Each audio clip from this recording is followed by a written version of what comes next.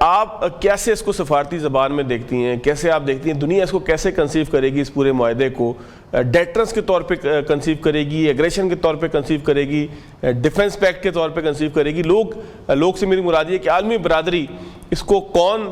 سا جو بلاک ہے وہ کیسے لے گا؟ یورپ اگر ایک بلاک کی صورت میں ہم لیں، امریکہ ایک بلاک کی صورت میں لیں، اسرائیل اور اس کے جو انڈیا جیسے اتحادی ہیں ان کو ایک بلاک کی صورت میں لیں، پھر عرب ممالک ہیں، کون کیسے اس کو جو ہے وہ پڑھے گا، اس کو کیسے انٹرپریٹ کرے گا؟ بہت شکریہ مجھے انوائٹ کرنے کے لیے۔ اس میں ہمیں یہ دیکھنا بہت ضروری ہے کہ ہم جس جیو پولیٹیکل ورلڈ میں رہ رہے ہیں، جو ہماری سراؤنڈنگ ہے وہ بہت مختلف ہے ان بلاکس کی پالیٹکس سے جو ہم نے کولڈ وار کے ٹائم پہ دیکھی تھی۔ ابھی یہ رائز آف مڈل پاورز ہے، اور یہ جو آپ کو الائنس نظر آ بھی رہا ہے نا، جو اب بنتا ہوا ایک نیا جو ایمرج ہوا ہے جس کو سم ہاؤ نیٹو سے بھی ریزیمبل کی جا رہی ہے، یہ ایک مڈل پاورز کا بلاک ہے، اور اس کے پیچھے ایک جیو پولیٹیکل ایک اسٹرانگ ہسٹری ہے، ایک بیک گراؤنڈ ہے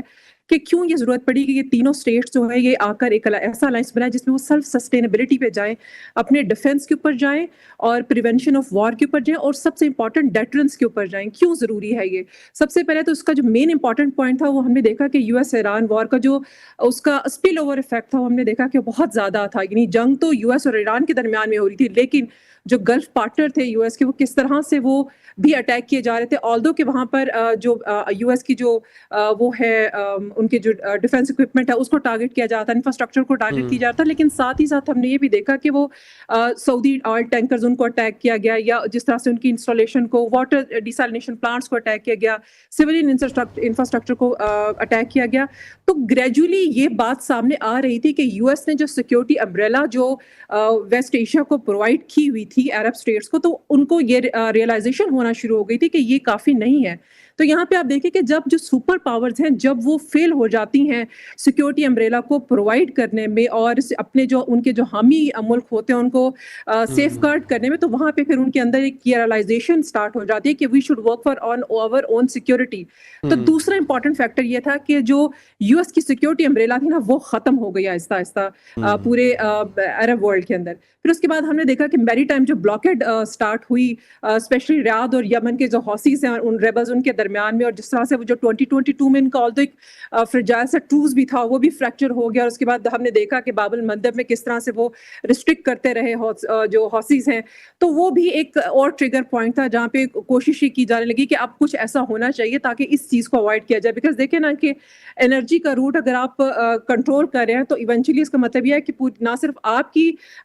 کی اکانومی کے لیے یہ ڈسٹرکشن کا باعث بنتی ہے بلکہ انٹرنیشنلی بھی ڈسٹرکشن ہے۔ پھر اس کے بعد پری ایگزسٹنس بھی ان کے بہت سارے بائلیٹرل ڈیل سائن ہو چکی تھی۔ ہم نے دیکھا کہ سعودی عرب اور پاکستان کا last year strategic mutual defence agreement بھی موجود تھا اور جو بڑا کمپریہنسو ہے۔ تو یہ آہستہ آہستہ جو انٹرنیشنل ایرینا تھا نا اس میں جو چینجز آئیں جس میں سپر پاور جو ہیں they are no more the provider of the security for the rest of the world. تو یہاں پہ پھر جو ریئلائزیشن مڈل پاورز میں آئی انہوں نے ان کو مجبور کیا کہ ایک ایسا ڈیفنس پیکٹ کی طرف جایا جائے جس میں جنگ کی بات نہیں کی جا رہی ہے، اس میں بات کی جا رہی ہے ڈیٹرنس کی اور وار کو اوائڈ کرنے کی، اور ساتھ ہی ساتھ کہ نئی جنگ نہ کی جائے، بلکہ اس الائنس کا بیسک پرپس یہ ہے کہ آلریڈی جو جس طرح سے دیکھیں نا کہ ٹرکی آلریڈی نیٹو کا ممبر ہے، پاکستان ایک اسٹرانگ نیوکلیر پاور ہے، پھر آپ دیکھیں جو سعودی عرب ہے آلریڈی اس کی ڈیلز سائن ہو چکی ہیں پاکستان کے ساتھ بھی، پھر یو ایس کے ساتھ بھی، اور پھر یوکرین کے ساتھ ریسنٹلی انہوں نے سائن کیا۔ تو وہ تینوں اپنی جگہ already they have their own powers۔ اب یہ جو کنورجنس ہے یہ ڈیٹرنس کے لیے موجود ہے، اور جو کہ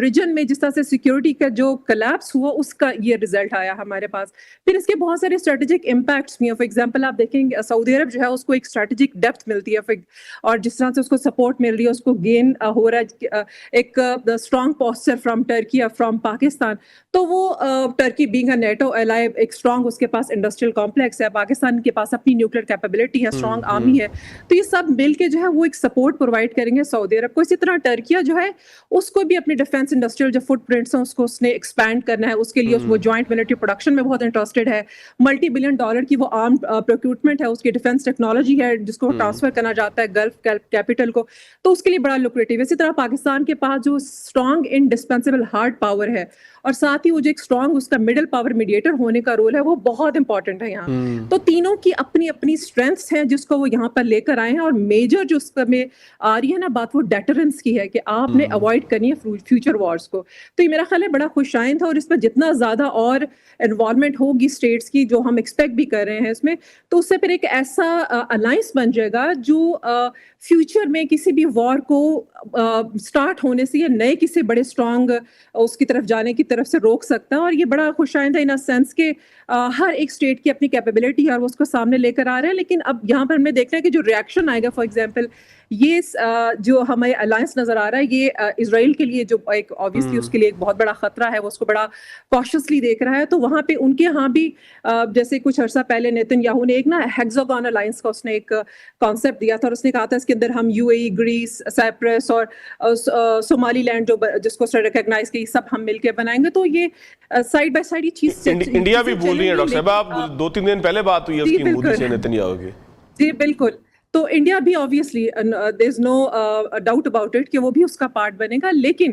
اس میں جو میجر چیز انٹرسٹنگ نظر آتی ہے وہ ڈیٹرنس ہے. اور ایک اور جو امپورٹنٹ چیز اس کے اوپر میں ہمیشہ اس کو مینشن بھی کرتی ہوں, مسٹر شی جو ہے, پریزیڈنٹ شی, وہ بہت اس کو کہتے تھے کہ ریجن کے مسائل کو ریجنل پاور ہی حل کرے, آؤٹ سائڈرز حل نہ کرے. تو ریجن کی پاورز جو ہیں وہ خود ان کو ریئلائزیشن بھی ہے اور وہ اس قابل بھی ہیں کہ وہ اپنے مسائل خود حل کریں. تو میرا خیال ہے یہ ایک بڑا خوش آئند ہے اس معاملے میں بھی. ٹھیک ہو گیا. بریگیڈیئر صاحب, افغانستان کے ساتھ ہماری بڑی کشیدگی ہے, بڑے عرصے سے کشیدگی ہے, کیا اس کے اوپر بھی اس کا کوئی اثر پڑنا ہے؟ پھر فتنہ ہند, فتنہ خارج, دونوں کو ملا کے اگر ہم دیکھیں, یعنی کہ بلوچستان اور کے پی کے دونوں جو دہشت گرد ہیں, ان کے حواس کے اوپر بھی معاہدہ جانا ہے. پھر ظاہر ہے کہ سعودی عرب کا ایک بڑا کردار ہے مسلم ممالک میں, اور وہ سارا کردار کیا افغانستان کے معاملے میں بھی استعمال ہو سکے گا؟ جی بالکل. دیکھیں, یہ اس کے لیے بہت افیکٹو ہوگا. خاص طور پہ مجھے یقین ہے کہ سب سے پہلے تو ترکی بھی اور قطر بھی اور یہ سعودی عرب بھی یہ افغان طالب رجیم میں پریشر ڈالیں گے کہ stop doing cross border terrorism, number 1. اور اس کے لیے وہ اپنے انفلوئنس کریں گے, بیکاز کافی ان کا انفلوئنس ہے ان کے اوپر, افغان طالب رجیم کے اوپر. اور اگر کسی وجہ سے نہیں کرتے, then they will talk, they will put pressure on Americans also کہ آپ جو ان کو $30 بلین پر ویک ان کو فائنینشیل سپورٹ کر رہے ہیں, ان کو بند کریں. جو آپ کے سامنے نہ وہ سارا پیسہ ان کی پاکٹس میں جا رہا ہے. اقوام متحدہ کی رپورٹ ہے کہ ٹوٹل پیسہ, کوئی ڈیولپمنٹ نہیں, ہیومن رائٹس کی کوئی ڈیولپمنٹ نہیں ہے, خواتین کے ساتھ ظلم و بربریت ہو رہا ہے, ان کے رائٹس نہیں ہیں, بچیوں کے رائٹس نہیں ہیں, وہاں پر فزیکل ٹارچر کیا جاتا ہے جن کے خلاف ہیں, شیعت کو کوڑے مارے جاتے ہیں, سب کچھ کیا جاتا ہے. تو پاکستان کو کیوں آپ سیچر آئیے, پاکستان سے ٹاک ٹو امیرکنز کہ جی آپ پیسہ بند کریں گے, یہ خود کو جو موت مار جائیں گے. سیکنڈ پریشر یہ آنا چاہیے افغان تعلیم کہ آپ نے جو دعا میں ایک ایگریمنٹ کیا تھا کہ آپ نے افغانستان میں امیڈیٹ 6 مہینے کے بعد اب وہاں پر فیئر, فری, ٹرانسپیرنٹ الیکشن کروائیں,